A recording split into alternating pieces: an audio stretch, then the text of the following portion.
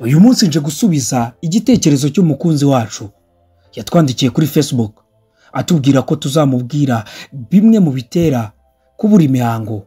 Ubundi kubura imihango birahangayikisha cyane cyane iyo uzi ko nta mibonano mpuzabitsina wakoze ngo wenda ukeke ko waba warasamye. Tuvuga ko kubura imihango byabaye ikibazo iyo hashize amezi arenga 3 utarayibona. Nubwo kuri ubu iyo tugize akabazo k'ubuzima twirukira ku baganga ngo baduhe imiti, ariko burya hari uburyo twagiye twifashisha dukoresheje guhindura imirire yacu n'iminywere. Ubundi se kubura imihango biterwa n'iki? Impamvu zitera kubura imihango ni nyinshi kandi ziratandukanye, gusa iz'ingenzi twavuga: iya mbere, gukoresha imiti iboneza urubyaro; iya kabiri, imiti imwe n'imwe cyane cyane ivura kanseri hamwe n'ivura ibibazo byo mu mutwe; iya gatatu, imikorere mibi y'imisemburo. Hari igihe umusemburo wa estrogen uba muke cyangwa se wa testosterone ukaba mwinshi. Icya kane, imikorere mibi y'imvubura ya thyroid.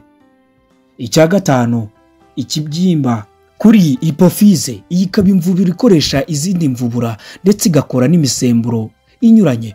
Icya gatandatu, ibibyimba byo mu murerantanga bizwi nka ovarian cyst.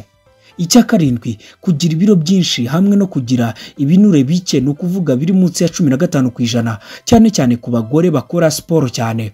Icya munane, uburwayi butuma uremba cyane kandi igihe kinini. Icya cyenda, guhangayika bijyana no kugira stress. Ibi bikunze kuba ku bantu batandukanye nabo bakundaga bitunguranye bakananirwa kubyakira, guhindura ubuzima wari urimo n'ibindi bitera kwiheba ndetse no kwigunga. Ubundi kubura imihango birangwa n'iki? Uretse kubura imihango gusa, hari ibindi bijyana nabyo: kugira ibiheri mu maso, kuma mu gitsina, kugira ubwoya bwinshi, kutareba neza, kugira ibisohoka mu moko y'ibere bitari amashereka, umutwe udakira. Gusa ntibivuze ko ibi byose uzayibona, ushobora kubona kimwe cyangwa byinshi muri byo. Ubundi se kubura imihango bivurwa bite? Akenshi imiti yo kwa muganga ntiba ari ngombwa cyane, kiretse iyo bikubayeho nyuma yo gukoresha imiti iboneza urubyaro. Aho niho muganga azakwandikira imiti isubiza ku murongo imikorere y'imisemburo.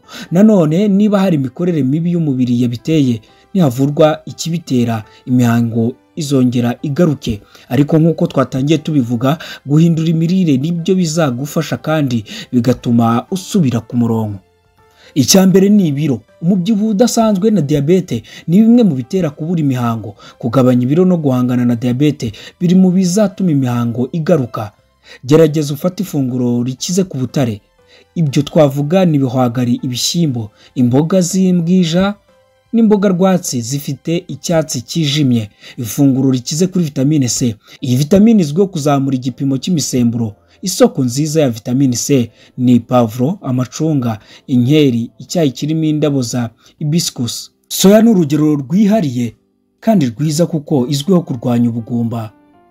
Nubwo ku bagabo kuyirya cyane byateza ibindi bibazo. Ibyo kurya bikize kuri vitamine B. Izi vitamine zigera mu 8 tuzisanga mu mboga rwatsi, mu mbuto nka avoka n'imboga ziva mu nyanja. Gusa vitamine B12 yo tuyisanga mu bikomoka ku matungo. Omega 3 iyi tuyisanga mu byo kurya nk'amavuta y'ifi, sardine, ubunyobwa n'amafi muri rusange. Cholesterol nubwo yitwa mbi ariko ku gipimo cyiza ni nziza, tuyisanga mu nyama z'amatungo yarishije ubwatsi gusa, amagi y'inkoko zagaburiwe ibiryo bisanzwe, amavuta ya coconut n'ibirunge cyangwa se amavuta y'inka. Ibirimo fibre nk'imbuto, imboga n'ibishyimbo. Ibikungahaye kuri zinc. Mu bikungahaye kuri zinc harimo sesame. Sesame ni urugero rwiza, yaba imbuto cyangwa amavuta yayo. Siyo gusa ariko kuko na soya, karoti n'ibihwagari tuyisangamo. Ibi nabyo biri mu byagufasha. Ugereranyije kuri buri funguro ryawe, ntubureho ibi tuvuze haruguru byagufasha kongera kubona imihango yawe. Ntekereza ko nsubije umukunzi wacu, ariko nanone nawe mwese mudukurikiye cyane cyane igitsina gore, ibi bishobora kubafasha mu kwiyitaho mbere kujya kwa muganga. Ariko iyo ubonye bikomeje cyane ujya kwa muganga. Ariko nanone reka twite ku buzima bwacu kuko ubuzima bwacu ni ingenzi. Reka mwibutse ko turi gusoma Bibiliya. Ku bantu twizera Yesu Kristo dukwiriye kumenya iyi Bibiliya tutayigusomeye gusa, nawe uzagere nyuma ugira ubushake bwo kuyisoma. Soma dusome Bibiliya. Ndabakunda, mugire umunsi mwiza.